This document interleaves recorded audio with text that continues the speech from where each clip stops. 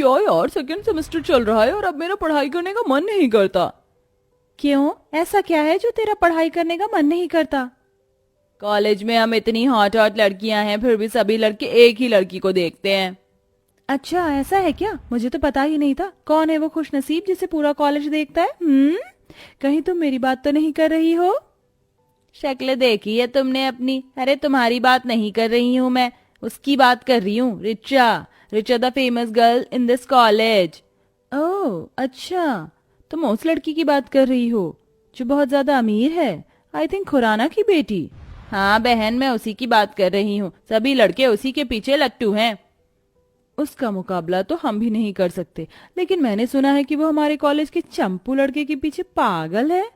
चंपू नहीं, उसका नाम शौर्य है। वो बहुत डिसेंट और बेचारा बहुत गरीब है। गरीब कुछ नहीं होता। अरे वो तो फायदा उठाने वाला लग रहा है, मुझे जानबूझकर अमीर लड़की को फंसा रहा है। तभी वहां ऋचा की सहेलियां आ जाती हैं।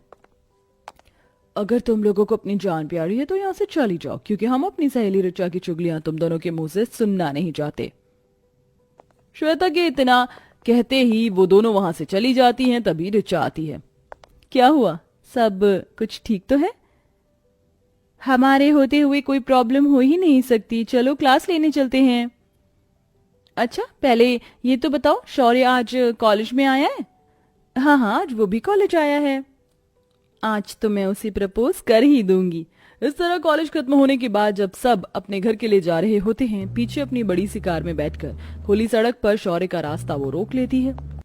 अरे मेरा रास्ता क्यों रोका है ऋचा तुमने? कोई मदद चाहिए क्या? शौर्य, दरअसल मुझे तुमसे कुछ कहना था।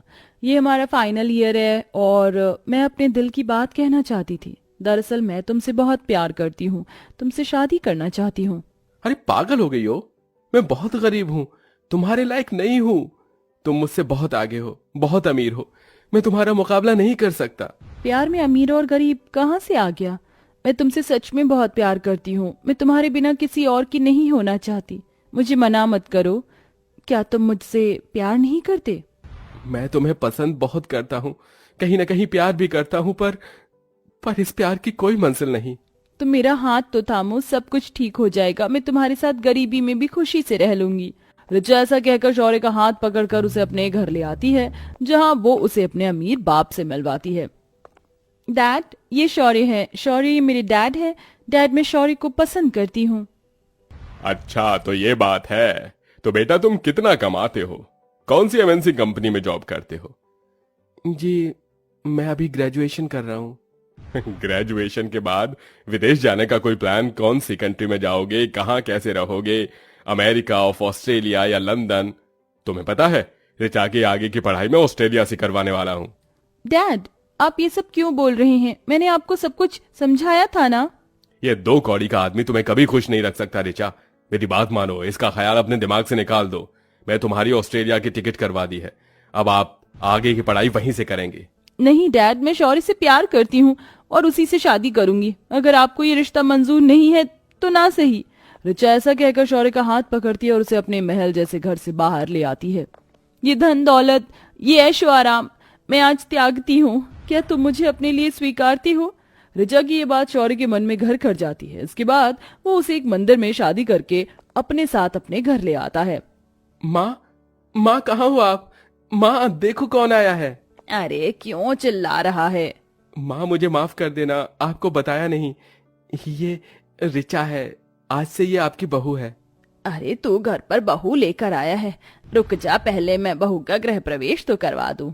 सरिता ऋचा का गृह प्रवेश करती है, लेकिन घर के अंदर आने के बाद ऋचा को घर में बहुत गर्मी लगती है। हे भगवान, यहाँ तो कुछ भी नहीं है। ना कूलर है, ना एसी है, सिर्फ ये कटक कटक करने वाला पंखा है। ऋचा के चेहरे से पसीने टपकने लगते हैं। अरे बहू, तुझे तो गर्मी लग रही है। ये ले हाथ वाला पंखा, इससे थोड़ी देर अपनी बैठे हुए हवा कर ले। मैं तेरे खाने के लिए कुछ लेकर आती हूँ। सरिता इतना कहकर रसोई में जाती है, जिसके बाद ऋचा पंखे से अपनी हवा करने लगती है। यहाँ तो बहुत गर्मी है, बिल्कुल भी बर्दाश्त नहीं हो रही। माँ सिलाई करती है, बस उसी से ये घर चल पाता है।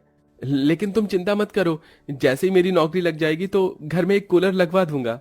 ऋचा ये सुनते ही अपने मन में सोचती है, मेरी सास इस घर को चला रही है और मेरा पति जैसे तैसे करके अब नौकरी ढूंढेगा। मुझे ये जताना नहीं है कि मुझे इस घर में कोई परेशानी है। क्या हुआ, क्या सोच रही हो? कुछ नहीं।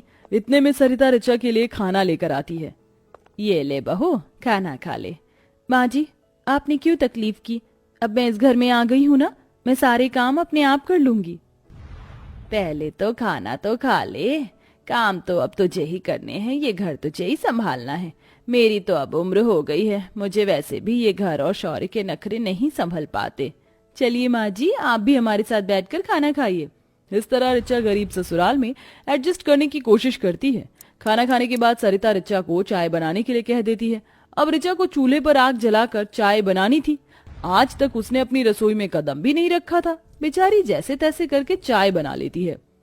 मैं जानती हूँ तुम अमीर घर से हो और तुम्हें गरीब घर में एडजस्ट होने में थोड़ा सा समय लगेगा, लेकिन मैं तुम्हें सब कुछ सिखा दूंगी, आखिर तुम मेरी बहू हो।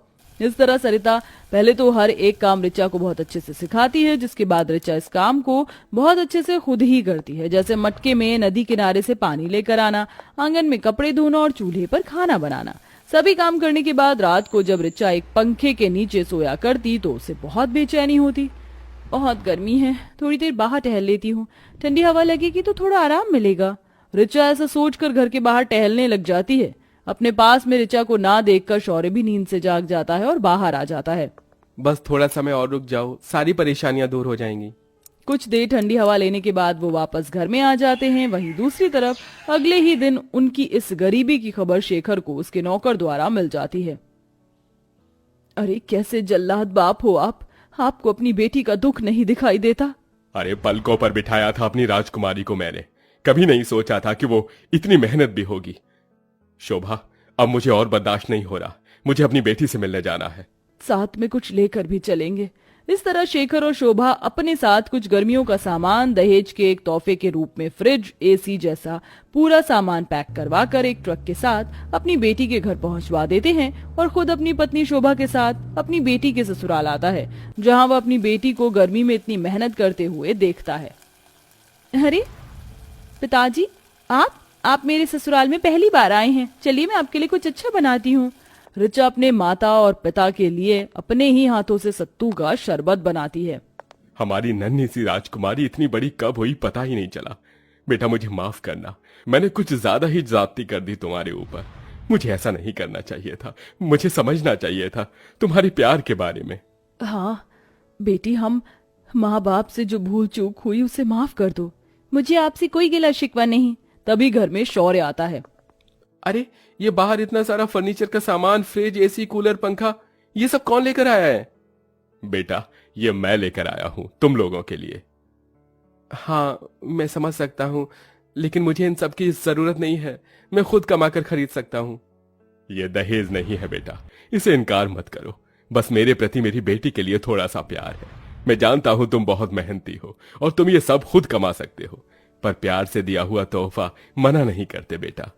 शौर्य अपनी पत्नी ऋचा की तरफ देखने लगता है। ऋचा पल के झुकाकर उसे इशारा कर देती है, जिसके चलते शौर्य उसके पिता के लाए हुए गर्मी के दहेज को स्वीकार कर लेता है। इसी के चलते उनके घर में कूलर, फ्रिज, एसी, पंखा लग जाता है। वहीं शहर में शौर्य को अपनी कंपनी में मैनेजर की पोस्ट के लिए वो रख लेता है।